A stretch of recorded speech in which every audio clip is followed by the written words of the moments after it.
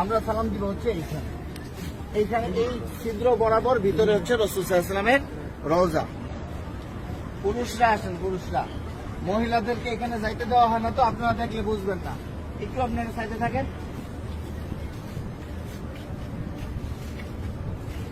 আমরা ভিতরে যাব হচ্ছে এইভাবে, আমাদের বাম দিকে থাকবে রওজা।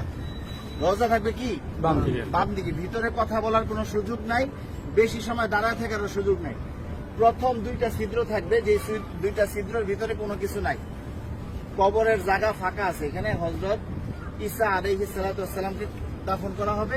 ওই পাশে হচ্ছে হযরত ইমাম মাহদিকে দাফন করা হবে। তো এই যে প্রথম দুইটা ছিদ্র ফাঁকা, এখানে অনেকে দেখবেন সালাম দিতেছে, ভিড় লেগে আছে।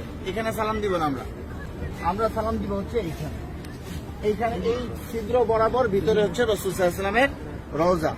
এই জায়গায় সালাম দিব, দেখবেন যে এরকম যেই ছিদ্রটা, এইটার সাথে কিন্তু কোনোটার মিল নাই, ঠিক আছে? এই বরাবর নবীজিকে সালাম দিতে হবে। রাসূল সাল্লাল্লাহু আলাইহি ওয়াসাল্লাম এখানে জীবন্ত অবস্থায় শুয়ে আছেন, ডান কাত হইয়া, নবীজির মাথা এদিকে, পা হচ্ছে এদিকে, ঠিক আছে? রাসূল শুয়ে আছেন, উম্মতের সালাম গ্রহণ করতেছেন, হ্যাঁ, সরাসরি সালাম গ্রহণ করতেছেন। তারপরে এখানে আবু বকর রাদিয়াল্লাহু আনহুর কবর, এই বরাবর এখানে আবু বকর রাদিয়াল্লাহু আনহুকে সালাম দিতে হবে। কিভাবে সালাম দিব? নবীজিকে কিভাবে দিব? আসসালাতু ওয়াসসালামু আলাইকা ইয়া রাসূলুল্লাহ, আসসালাতু ওয়াসসালামু আলাইকা ইয়া হাবিবাল্লাহ।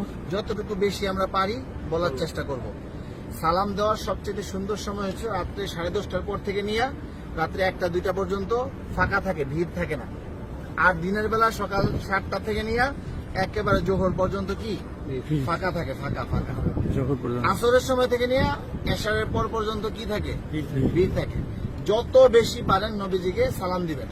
যদি সালাম কবুল হয়ে যায়, আল্লাহ নবী বলতেছেন যে আমার রোজায় যে সালাম দিল তার উপরে, আমার উপরে ওয়াজিব হয়ে যায় তার জন্য হাসরের ময়দানে সুপারিশ করা। আমার সালামটা যদি গ্রহণ করেন নবীজি, তাহলে আমাদের এইটা নাজাতের উসিলা হয়ে যেতে পারে। যাই হোক, বলতেছিলাম এই বরাবর আবু বকর রাদিয়াল্লাহু আনহু, আবু বকর রাদিয়াল্লাহু আনহু মাথা এদিকে, পা এদিকে। নবীজির মাথা এখানে, রাসূলের পা এই পর্যন্ত আসছে। রাসূলের শরীরের ওই পাশে হচ্ছে কি আবু বকর রাদিয়াল্লাহু আনহু। আবু বকর রাদিয়াল্লাহু আনহু ঘাড় বরাবর হচ্ছে হযরত ওমর রাদিয়াল্লাহু আনহু, উনি আরো ওই পাশে, ঠিক আছে? নবীজি এখান থেকে এভাবে শোয়া, রাসূলের পরে হচ্ছে আবু বকর রাদিয়াল্লাহু আনহু শোয়া, তারপরে হচ্ছে হযরত ওমর রাদিয়াল্লাহু আনহু।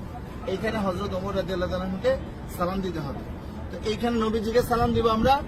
আর রাসূলকে অনেক মানুষ আমাদেরকে বলছে না সালাম দেওয়ার জন্য, তো আমরা নিয়ত করবো যে আমাদেরকে যত মানুষ সালাম দিতে বলছে তাদের সকলের পক্ষ থেকে সালাম, আসসালাতু ওয়াসসালামু আলাইকা ইয়া রাসূলুল্লাহ, ঠিক আছে? তারপর আবু বকর রাদিয়াল্লাহু আনহুকে সালাম দিব, হযরত ওমর রাদিয়াল্লাহু আনহুকে সালাম দিব।